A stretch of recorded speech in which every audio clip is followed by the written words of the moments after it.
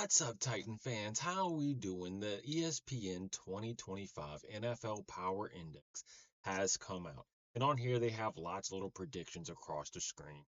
But the main thing we want to pay attention to is over here. We're talking about the Super Bowl win percentage right here in this column. And what we want to highlight, mainly the Tennessee Titans, but we'll go through real quick at all these teams they have. Of course, the first five teams, zero sleeper picks. It's the same teams that's been competing year in and year out for the last few years.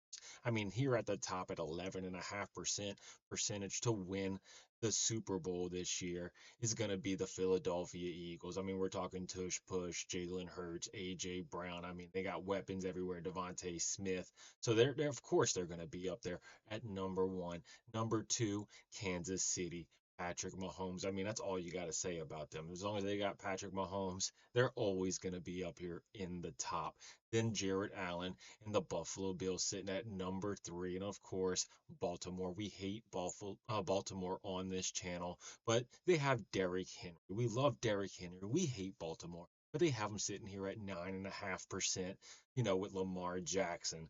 Then at number five, we have the Detroit Lions. Of course, I mean, they got Dan Campbell as a head coach, great head coach. He turned that team around. That's what you want, a head coach that takes a team, a losing team, maybe even has a horrible year with them, but turns them around into a winning organization. Hopefully, that's what Brian Callahan can do for us. After that, they have the Rams, right, sitting here at 4.5%. After this, every other team's below 5% chance of winning the Super Bowl. I mean, it's a big drop off from that top five teams. But let's go ahead and scroll down to the Tennessee Titans. Now we got to scroll all the way to the bottom.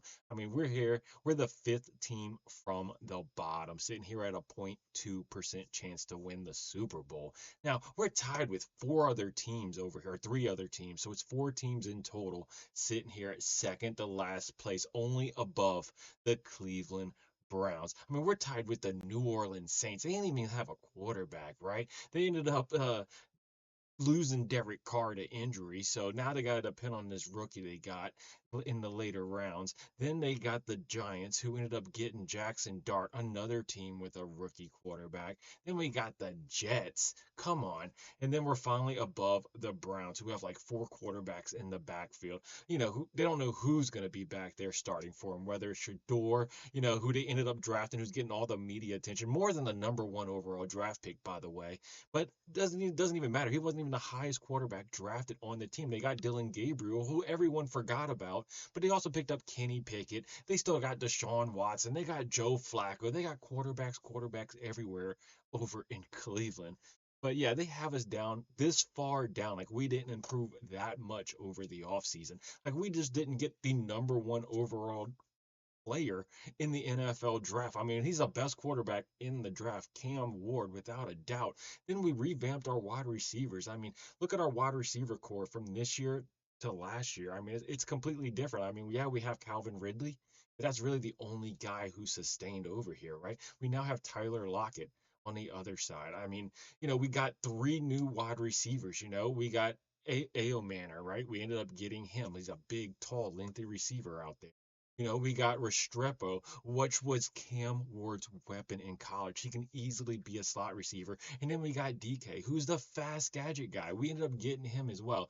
And then don't forget, we had a couple standout guys later in the year, like Bryce Oliver. And then Traylon Burks, I know he's a bust, right? But I mean, he's still kind of coming back. It was a little surprise seeing him during OTAs. A little report came out some months ago that we wouldn't see him till like preseason or maybe even the start of the season because he was battling an injury, but he may not even be on the roster whenever the season actually comes around because we haven't seen him at all, and he's been such a bust for us. But we still have him here, and he's a first round draft pick for us, and maybe this is the year where he'll come out and actually produce something. But look at the teams they have ahead of us right now. I mean, the Panthers, you believe in them more than the Tennessee Titans? I mean, we revamped a lot of stuff.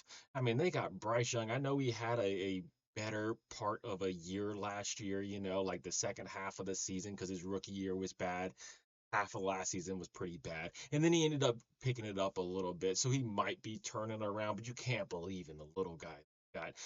I mean, you can't believe in him more than Cam Ward, than Vegas. Come on. And then, of course, they're going to have the Patriots right here. You look, the Patriots with a 0.9% chance of winning. I know that's less than 1%, but that's still what, quadruple more than we got. I mean, that's crazy. We're at a point two, they're at a 0.9. That's wild right there because they got Mike Vrabel. Like Mike Vrabel, he might be well. If it was already a good established team, he's not Dan Campbell, right? When he came into the Titans organization, he already had a good team. They were a playoff team, and then yeah, he brought them up slightly. But once it came to where like the players that he had to develop had to come in and take over, no, they fell off. Bad draft picks, or it could just be the fact that Mike Vrabel wasn't developing these players. That's basically, what it was, right? He had that big mentality going on where veterans get to play. If you're a rookie, you have to earn it. You don't get to play right off the bat. And they never developed. When it's time for these rookies to go in, they never was able to play. They never got play time. So I think they were already the Patriots are already a bad team. So, and they ended up getting a lot of old Titans players over there, but they're not going to be that this year. Atlanta Falcons they have above us sitting at a 1.0. I mean, at least we're finally up to single digits here. We're no longer, below a 1%, but they got the Atlanta Falcons that much higher than us, and they are not a good team.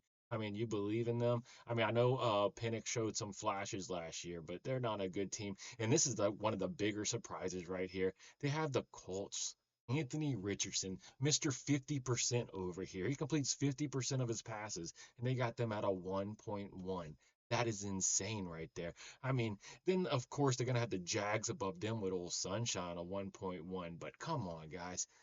Uh, and just to stick with the division, look, Houston right here sitting at a 2.5. They probably have a higher one, because they're more than likely going to win the division, unless the Titans come in and they can surprise everyone. Cam Ward comes in and has an outstanding rookie season. I mean, we've seen it happen. Stroud's one of the examples. I mean, we've seen it happen. So 2.5%. Then, of course, right below them, but way above us is the Bears. I know Caleb Williams. He did show flashes last year, but he still wasn't that good. And they have him above us. So, hey, that goes to show you right there what they think of the Tennessee Titans. I mean, we did lose to the Bears, but that game we lost to the Bears, that was a ton of mistakes. We self-inflicted. We should have beat the Bears when we played them, but we hurt ourselves, right? But they still have them above us right there. And then we start getting to some of these mid-tier teams, you start seeing more of the Tampa Bay Buccaneers, Packers, stuff like that. Washington, they got them rated a high because they're hoping Jaden Daniels, has doesn't have the sophomore slump that we see like that Stroud had. Stroud was a little bit of a decline last year compared to his first year, but now they have Washington right here sitting at a 4.8, just out of the top five. It was number seven, I believe, overall right here for the Washington Commanders. That's pretty high right there. But look, that does it for the win Super Bowl percentage that ESPN put out right there. But let me know how you feel about the Tennessee Titans us being tied for second to last place. Let me know how you feel about that down in the comments below. Don't forget to like and subscribe to the What's Nation. And as always, tighten up, baby.